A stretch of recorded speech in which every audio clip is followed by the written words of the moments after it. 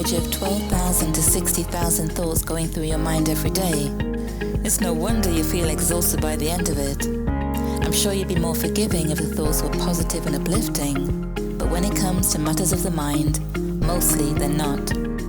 According to the National Science Foundation, 80% of these surging thoughts are negative, and 95% are repetitive thoughts from the day before. And if the numbers don't give you pause, just look at what Cornell University found in a similar study carried out by Leahy in 2005. A staggering 85% of the things people worry about never actually happen. With the 15% of worries that did happen, 79% of the participants discovered that either they could handle the difficulty better than expected, or that the difficulty taught them a valuable lesson.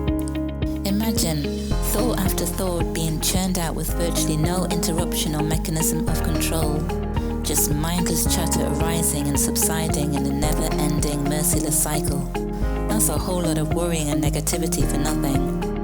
The fascinating construct of the mind is the repository of information, knowledge, wisdom, and evolutionary data, largely associated with self-preservation. The psychological reaction fight, flight, or freeze, for example, is triggered in response to a perceived harmful attack, event, or threat. To protect you from harm, the words in your mind instinctively bawl out, "Get the hell out of here," "Run for your life," or whatever combination of words inspire immediate action. Of course, the mind is also home to some of our most innovative ideas, rebellious creativity, and the daring stuff exploration, adventure, and the great thinkers of our time are made of.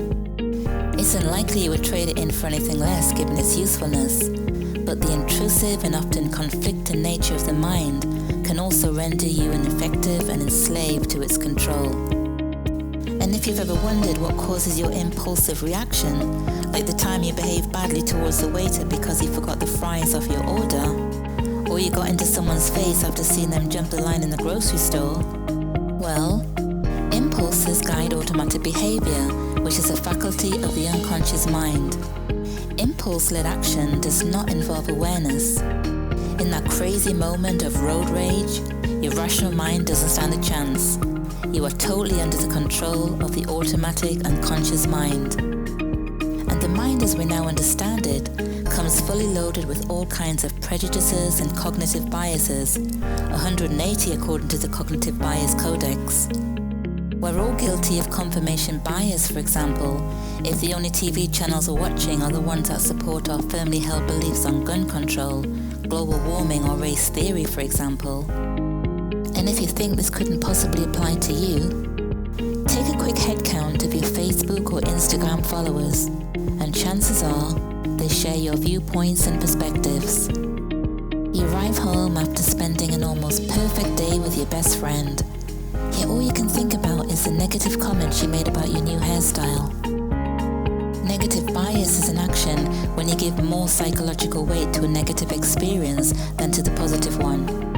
Good or bad, the mind with its thoughts, creativity, intrusive chatter, prejudices, biases, and impulsive tendencies is here to stay. Whether it brings out your superpowers or causes you to spontaneously combust, the driving forces of the mind are extremely powerful. The question is, how do you coexist in such a way that makes use of all aspects of the mind to enrich human experience and make life worth living? It's 2 minutes to 10 and you're all settled into your favorite spot. Coffee and remote at the ready, and on goes The View, Good Morning America, Wendy Williams, or whatever show you enjoy. According to the research, you've already had at least 6,000 thoughts well before you've taken your first sip. Left to your own devices, you'll easily hit the mark of several thousand more before the day is through.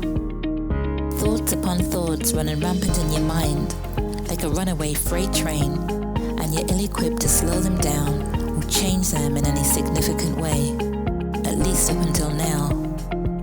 Thanks to the monumental leaps in the field of positive psychology and neuroscience over the last decade, these disciplines are shedding light on the workings of cognition and the mind. We now know, for example, that the conscious, reasoning part of the mind has limited control of the unconscious automatic mind. It's the unconscious mind that is in control and makes the decisions. It sits in the driver's seat, driving complex mental activities so automatically that the conscious mind almost never gives it a second thought. It exists behind the scene, doing what it does best, like driving a car on autopilot, breathing as you sleep, or showing up as a knee-jerk reaction when someone cuts you off in traffic.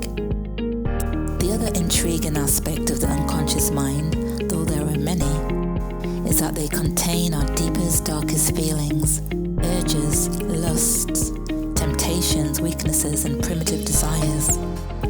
It's where the unpleasant and unacceptable reside, harboring feelings of pain, guilt, shame, anxiety, and internal conflict, all of which take place below the level of conscious awareness.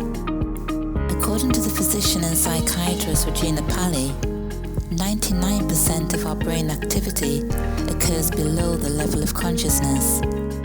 Most of what we say, do, and perceive occurs non-consciously.